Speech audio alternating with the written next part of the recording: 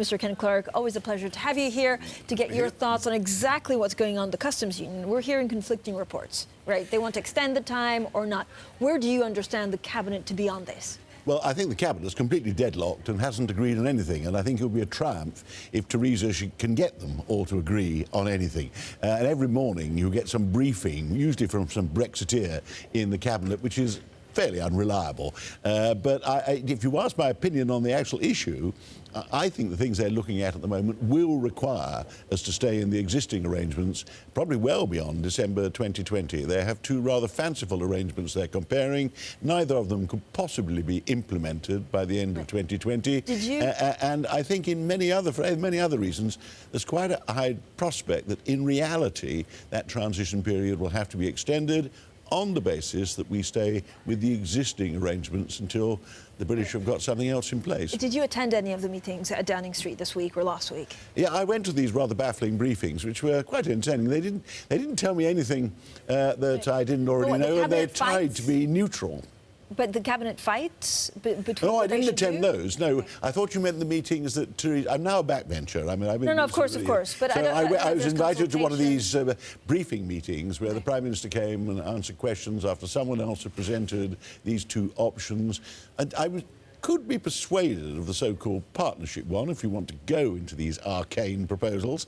The other one, the so-called Max FAC, the technology solution, I think is utterly fanciful. We'd have to stay in the present arrangements for a very long time before that can be made to work. OK, what kind of setup, right, in leaving the customs union, Theresa May would have to propose to get you to back it?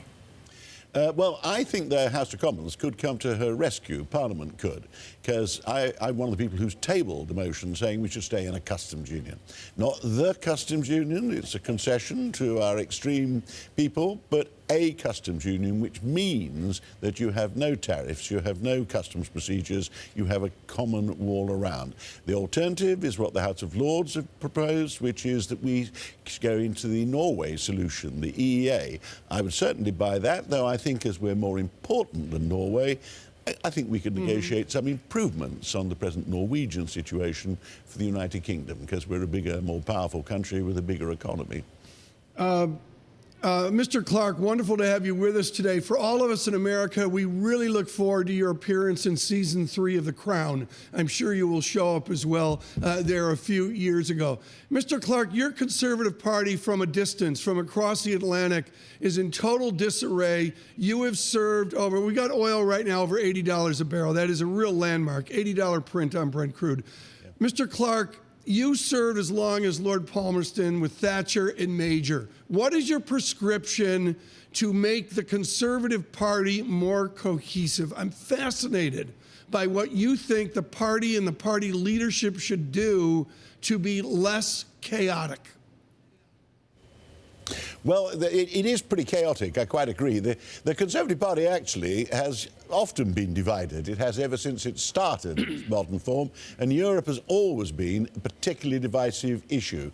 But I think there's an inner desire to keep the party intact. We are largely agreed on everything but our relations with the European Union. So they've got to come to some compromise, which may not be possible on a basis that keeps all the present cabinet on board, come to a compromise, and I personally hope they'll be steered by parliamentary arithmetic, move to a compromise that is pro-business, less damaging to our future trade, slightly more realistic in my biased opinion. Where does that parliamentary arithmetic click in the calendar of Brexit? Can they get the calculus right of Parliament before the tough decisions on Brexit? Do they coalesce together, or is it afterwards? Well, that's a very good question, actually, because I think there are people in the government trying to put off allowing the House of Commons to discuss this again for perhaps some months, if they possibly can, because they know they've lost control of their majority in the House of Commons. So there's a theory that they won't have any European business again until the autumn. I don't think that's practical. I don't think it's politically possible to get away with it. And there is an argument that they need the basic withdrawal bill to be actually passed, possibly, if desirable, before this June summit of the EU leaders, which is the real crisis, because Ireland, which is the real trigger that's driving such progress as we're making, Ireland really has to be sorted out at or very shortly afterwards at the June summit. But would the latest Irish backstop proposal be a way of actually slowly edging towards a full customs union membership? Well, of course, I would hope so, but I mean, that's my bias. But forget your hope. What do you think it will actually lead to? We're bogged down in semantics, a lot of the politics. The customs union is a red rag to a bull. A customs union is the language I use, which means you've modified a bit. The Prime Minister talks about a customs partnership. What matters is, and she does commit herself to this, no physical infrastructure on the border, absolutely no barriers to trade on the border. That, in my opinion, means that you have same tariffs, you have some regulatory alignment, you certainly have no customs procedures. As we're not going to have a border down the Irish Sea, I think that means that Dover and Holyhead will have the same rules. And the problems of loading on ourselves costs and delays between ourselves and our European market will be solved by the Irish dilemma.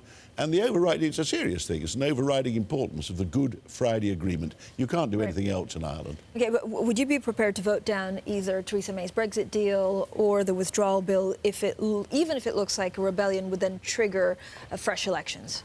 Well, I would certainly. I've voted many times against the government already, and I think I'm most rebellious in terms of my vote. I've been a lifelong supporter of the European project. I still support the policy of my party of 2 years ago, and I'm this stage of my career, I'm not going to change my mind. What I do think I try to get across to people is there's no reason whatever why it should provoke an election. We had all this argument last year when I was one of the rebels who forced the government to concede that Parliament would have a meaningful vote on the final outcome. We defeated the government.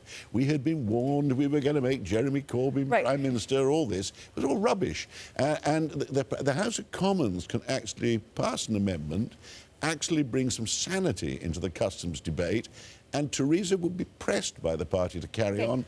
But certainly be no election. I mean, it's a very simple question. If you think, let's say that, you vote against it and it will automatically go to general elections, well, would you still vote against it? But would you still do it? Yes, personally I would, but I wouldn't expect to be in the majority. That would put all the others off. But we have a legislation now. We changed our constitution. We now have a fixed-term Parliament Act. Even if the government wanted to threaten that it would call a general election, it wouldn't be able to get a general election unless it had a whole separate debate the next day and somehow contrived to get Parliament to vote for an election. It's a weak, silly argument used by Brexiteers, right? To say it would force an election. It wouldn't force an election, and it would ease her position. But it could, couldn't it? With well, the only DUP? if people went completely mad. I mean, I've never been in such a mad period of politics. But the argument that automatically it would follow, it certainly wouldn't. And in my opinion, it would be positively perverse for anybody to force an election just because Parliament has expressed a majority will for either going into the EEA or for a customs union.